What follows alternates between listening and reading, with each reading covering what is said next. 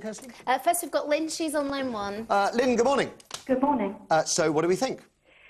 I've listened to everything that the panel's got to say this morning and agree with every aspect, whether negative or positive. I think it is such a complex subject, and I'm certainly not an expert, just somebody who takes an interest. One thing on a lot of subjects, climate change being, I guess, the most major at the moment, but other subjects such as clean coal technology, nuclear power, which my husband's an expert on. But that aside, the information I think that very often we are fed by the government and other organisations, I think they don't credit the British public, or not just British, but the public, ordinary people, with much intelligence. I think you're probably right, Lynn. There's a lot of information. I've got living proof for you here. Sorry? Huh? Yeah, but sometimes. Something good happens. So you think the British public are treated like fools? There's a lot of information out there that people can if they're interested.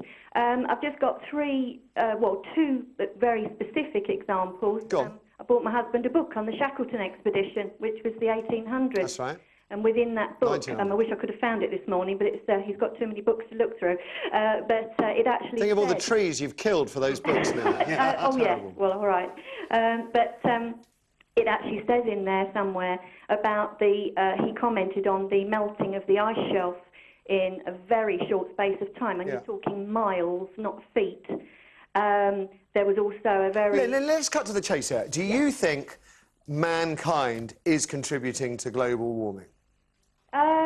We possibly are to That's a degree, sitting on the fence. A very small degree. We possibly are. Come on. Are we or aren't we, Lynn? Off the fence. Made of recycled timber, I hope, but off it anyway. Are we contributing? I'm sure we are. With right, the way... OK. Forgive me for cutting through. You've got loads of other calls on. Interesting stuff. Mike's on line 3, Matthew. Mike, good morning. Good morning. Where do you stand on the debate, sir? I think it's definite that global warming is occurring and we're playing a major part in creating it. No doubt about that. So, how do you square that with sort of Booker's claims that the ice caps are the same size they were 30 years ago? That's not so. Apparently, there have been quite a few expeditions, both to North and South Pole, and the thickness of the ice is diminishing at an alarming rate in both areas. And so I think it's the South Pole where the ice sheet has disappeared, and now what was once thought to be, just an ice sheet, they're actually finding rocks and sort of parts of the planet poking through and all the rest of it. Mike, 50 years ago it was melting at an alarming rate as well.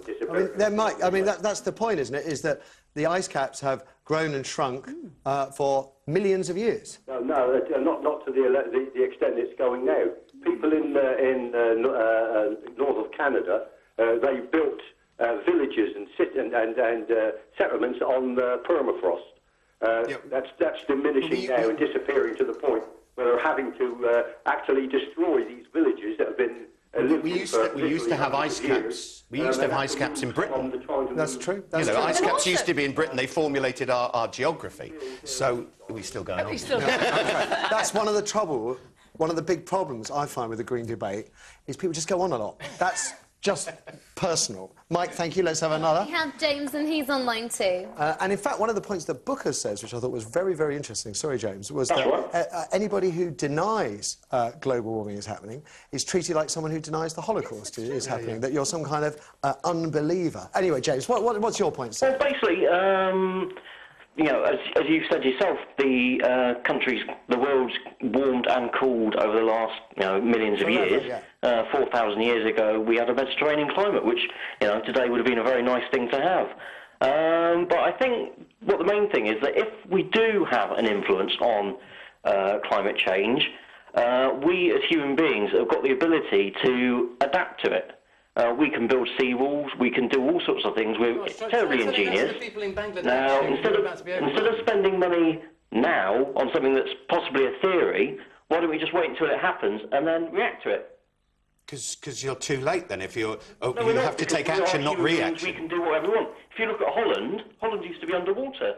We managed to pump it all out, build big seawalls around it. But James, the government is just working out at the moment what villages in West Wales it's going to provide money to build sea walls for, extend sea walls for, and which it won't.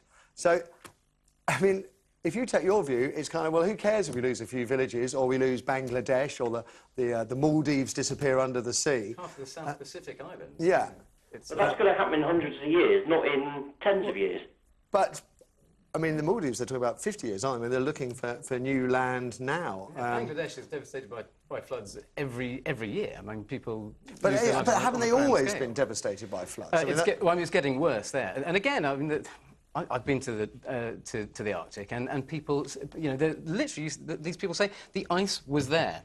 You know, it used to be there. We used to travel for 5 miles But if you could go back 100,000 years, we wouldn't know where the ice was or wasn't, would we? I mean, it's expanded and contracted. There's always change, yeah. There is not one rule. That doesn't say... one point doesn't say that climate change is happening. But the determining issue must be whether or not man is influencing the expansion or contraction. And that's the point which I'm still... That's where scientists differ. That's where they have the big row. Is it man-made or is it just cyclical? Is it you know, Well, most of them believe that it's man-made, but it's the scope of how much of it is man-made. Most of them don't believe it's man-made. You can't say that. That's a generalisation. They do. There was a poll in 2009 I don't care about the poll in 2009. You've got a poll. Because I've got a poll too that says that's not the case. Which one's yours? What's that?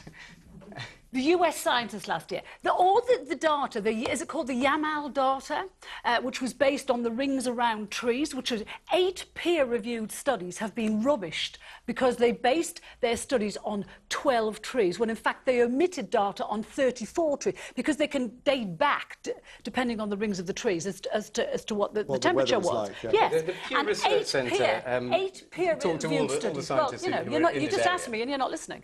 So you just asked me what they were. To be fair, you did cut in before he got a chance to say his piece, Carol, to be absolutely fair. But you just asked me a question. And no, he didn't. He was saying a bit about climate change and his statistics, and you jumped into it. I mean, either way, there are statistics on both sides. Nothing's definitive, though, is it? I don't know. Let's leave it there, hanging in the air. Go and hug some trees. Oh, indeed, some wonderful DVDs that I just want to hold close to my heart. Make it all right. Maybe not that one. Why do you keep showing that? I don't know, because I'm thinking the more I show... You're jealous. I know, but not all publicity is good publicity. I know. Not all. Anyway, after the break,